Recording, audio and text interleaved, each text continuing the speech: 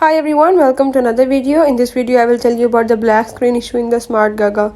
So if you are facing the black screen problem in Smartgaga on your Windows 10 and 11 PC, I will tell you how to fix it. Before I start, if you're new here, then don't forget to subscribe this channel.